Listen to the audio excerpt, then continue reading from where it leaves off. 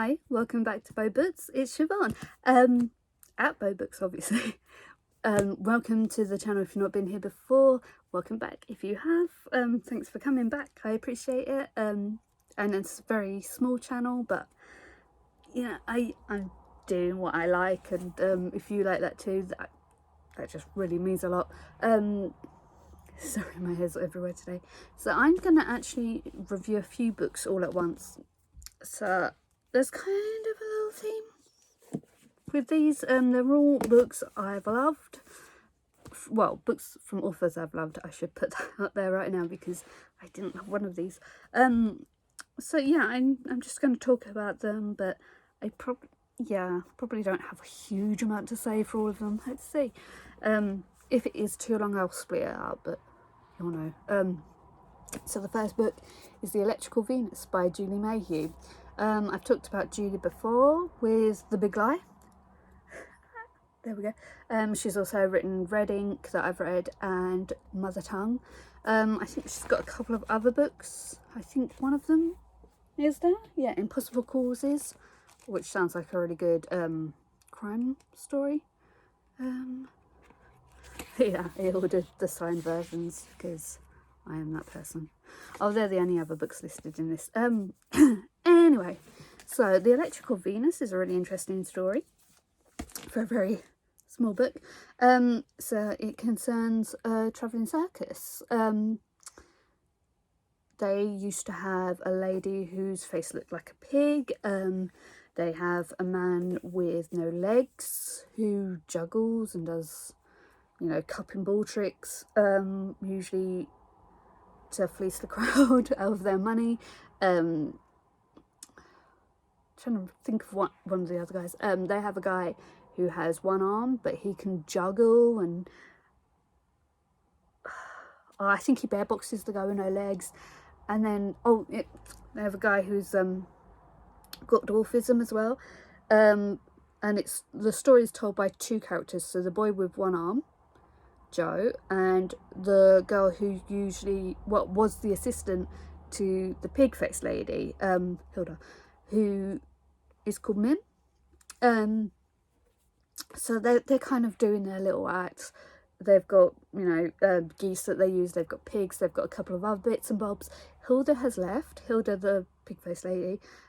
So they're like kind of scraping the barrel on what they can do. And Mim's not really sure what her role is anymore within this troupe, because her role was to help Hilda, and Hilda, you know, she kind of put a lot of ideas in Mim's head about what a lady is like, and Mim is a lady and she should act accordingly and all this sort of stuff. And she's kind of grown up since she was a little girl.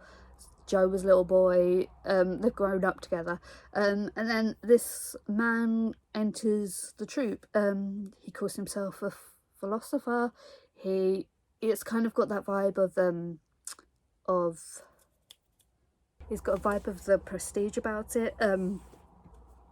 You know, with Hugh Jackman and Christian Bale, where, you know, it's the early days of electricity and people don't really know about it, and you know, like, people are just trying to get to grips with the change of technology, and it's kind of got that vibe of kind of what do they call it? Middle Ages England. I'm really not doing well with my words today. So it was really interesting. The doctor's machine. Yeah, Dr. Fox. Dr. Fox has a machine that he says will give Mim electric kisses. So if she kisses a man, like, it will resemble true love or something. But he makes her kiss anyone who pays a penny on the lips, and there's a lot about, you know, sore mouths and all the results of it. She kind of gets ideas above her station. She runs off with Dr. Fox at one point, but before he came along, Mim and Joe had been working on their own tightrope walking trick, and Joe kind of says, well, she's left me, she's not part of my team anymore, so I'm just going to do this trick without her. And, you know, it's talking about how when you're useful, and you're the one bringing in the money, you get more of the rewards, and you know what is expected of a man and what is expected of a woman, and how these technologies like make a difference to the way they perform and all this sort of thing. So I'm not explaining this very well, but it's so good. I mean, it's a little bit predictable, and actually, I mean, that's not a bad thing, but actually it was originally a screenplay, because Julie Mayhew used to work on Radio 4, I think it was. Yeah, she did a radio play on it, and it won awards, and then she's written the book version, so that was really interesting. I'd like to listen to that and see where the similarities and differences lie. I think that could be really interesting. Yeah, so that was one book. So the next book I want to talk about is Far From Perfect by Holly Smale. This is the second of a trilogy of books. The first being, I think it's here somewhere. No, it's around here somewhere. It's called Happy Go Lucky. It's there. Happy Go Lucky. So it's based on the Valentines sisters. I kind of got like a Kardashian feel from them. Like, they're wealthy, their family's got a history in film. Like, their grandmother is an Academy Award winner. Their father is a well-known director. Their mum also used to be an actress. So like, these girls, they've grown up in wealth. There's 3 sisters and a brother, and each book is told by a different sister. So the first one was Hope, and Hope has like this endless like positivity going on, but to a fault. And it's clear that she's kind of using her happiness to cover up her sadness, or like she's just hit the limit on what she can cope with, and anything negative just isn't getting in.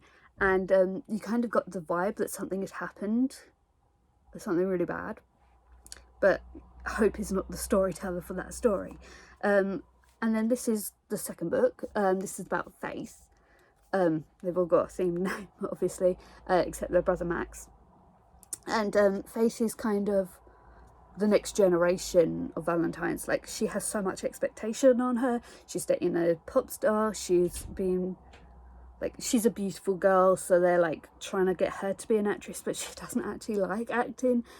She's not very good at it. That comes out throughout the storyline, where, you know, her name gets her like these huge roles, and then she just can't compare to like the name that comes before her. But you know, she's kind of a people pleaser. She's kind of like, you know, this is what my grandmother expects of me. This is what my sister needs. This is what my other sister needs. My dad, my mum, my dad, like all of it. And then she meets one girl, Scarlett, who I fell in love with, and I was like, oh, this could go badly, and I really hope she's not a nasty person, because I really love her.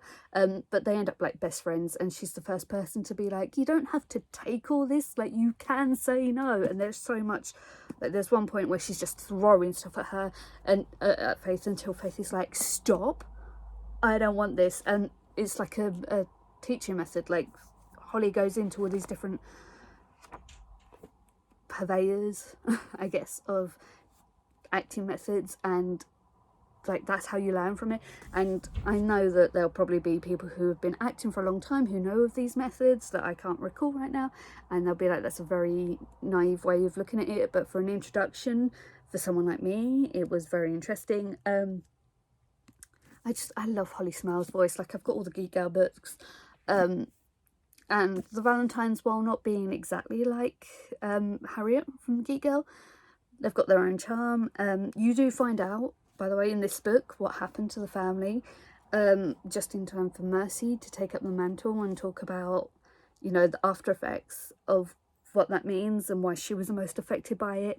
And I think it's a really good exploration into the different ways that people handle grief. Like, Hope was very much like, I don't want to acknowledge this bad thing that happened to me, so I won't. Nothing bad's getting through. Whereas Faith is like, okay, this person is suffering that way because of this grief, and that person's suffering this way because of this grief, and I will try and be the balance for all of them, whereas Mercy's story is a little bit more volatile, I think. So it's going to be really interesting seeing her take, and I think it's really sensitively done. The catalyst, the thing that Hope kind of hints at and Faith tells you about, is 2 years old. So this is like a continuation of a grief that they've been all dealing with, and I think it's fantastic, and I just love Holly. She's so pretty and so fun.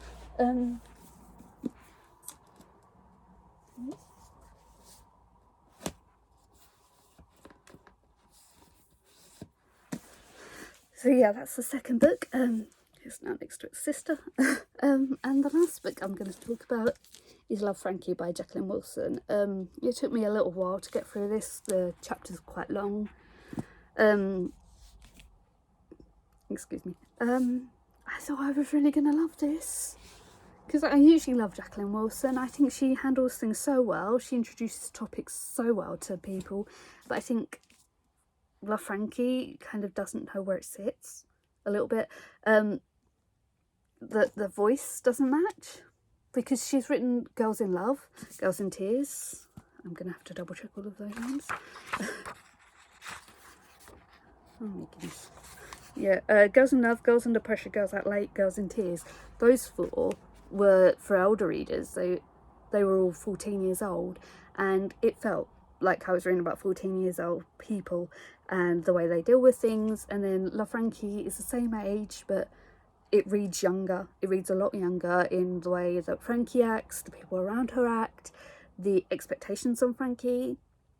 It all feels very much like a 12-year-old, a very young 12-year-old, maybe a bit younger.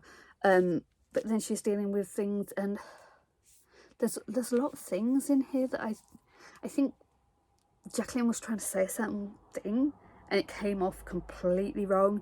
Like the homophobia that people deal with, it came across like that was more Jacqueline Wilson's voice than it was her saying these are the things that happen to people when they're trying to find out where they fit in, like in the whole spectrum of sexuality. And it stuck. It really stuck. And also, like, Jacqueline Wilson's language, like, I think if you've read any of her books, you understand what I mean by her language.